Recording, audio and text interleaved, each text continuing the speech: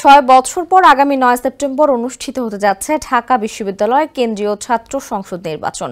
সর্বশেষ ২০১৯ সালের নির্বাচনে প্যানেল হিসেবে ছাত্রলীগের একক আধিপত্য এবং প্রার্থী হিসেবে নুরুল হক নূরের সর্বোচ্চ জনপ্রিয়তা দেখা গেলেও এবারের নির্বাচনে হাড্ডাহাড্ডি লড়াইয়ের আভাস পাওয়া যাচ্ছে। এককভাবে কাউকে এগিয়ে রাখার সুযোগ থাকছে কম। কারা জিততে পারে এবারে ডাকসু নির্বাচনে, তা নিয়ে শিক্ষার্থীদের মাঝে কৌতূহল রয়েছে। সংশ্লিষ্টরা বলছেন, ডাকসু নির্বাচনে ভোটারদের প্রায় অর্ধেকই নারী, যারা শেষ পর্যন্ত পার্থক্য গড়ে দিতে বড় ভূমিকা রাখতে পারেন। বিস্তারিত মোহাম্মদ শাহাবুদ্দিন মাহতাবের রিপোর্টে। গেল ১২ আগস্ট ডাকসু নির্বাচনের তফসিল ঘোষণা করা হয়। ঘোষিত তফসিল অনুযায়ী মনোনয়নপত্র জমা দেওয়ার শেষ সময় ১৯ আগস্ট বিকেল ৩টা। পরদিন ২০ আগস্ট মনোনয়নপত্র বাছাই ও ২১ আগস্ট প্রার্থীদের তালিকা প্রকাশ করা হবে।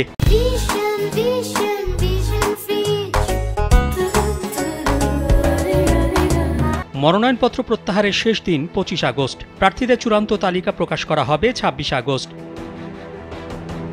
শিক্ষার্থীরা বলছেন, সর্বশেষ ডাকসু নির্বাচনের চেয়ে এবারে ডাকসু নির্বাচন হবে একেবারেই ভিন্ন।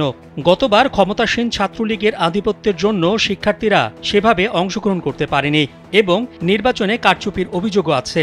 এছাড়া কোটা সংস্কার আন্দোলন থেকে উঠে আসা সর্বশেষ ভিপি নুরুল হক নূরের জনপ্রিয়তাও তখন ছিল তুঙ্গে। তবে এবার জনপ্রিয়তার নিরীক্ষে নির্দিষ্ট কোনো কাউকে এগিয়ে রাখার সুযোগ নেই। ভিপি, জিএস, এজিএস পদে হাড্ডাহাড্ডি লড়াই হতে পারে এমন আভাসই মিলছে। সূত্র বলছে, ছাত্রদল, ছাত্র শিবির, বাংলাদেশ গণতান্ত্রিক ছাত্র সংসদ, ছাত্র অধিকার পরিষদ, ইসলামী ছাত্র আন্দোলন বাংলাদেশ, বাম সংগঠনগুলোর জোট এবং এর বাইরে ২ থেকে ৩টি প্যানেল থাকবে। এখন পর্যন্ত শুধু ইসলামী ছাত্র আন্দোলন প্যানেল ঘোষণা করেছে, বাকিরা ২-১ দিনের মধ্যে ঘোষণা করতে পারে। প্যানেলে ভিপি, জিএস, এজিএস পদে আলোচনার শীর্ষে যারা রয়েছেন, ছাত্রদল থেকে ভিপি পদে ঢাবি ছাত্রদলের যুগ্ম সাধারণ সম্পাদক আবিদুল ইসলাম খান এবং জিএস পদে কবি জসিমউদ্দিন হল ছাত্রদলের আহ্বায়ক শেখ তানভীর বাড়ি হামিম এগিয়ে আছেন।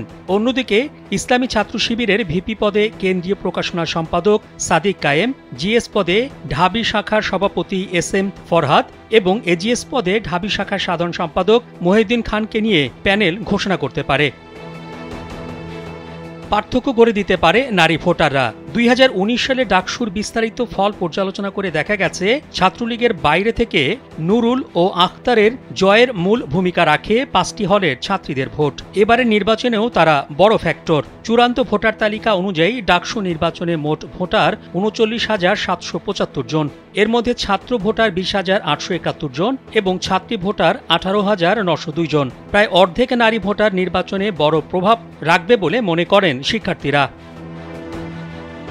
মোহাম্মদ শাহাবুদ্দিন মাহতাব, কালবেলা।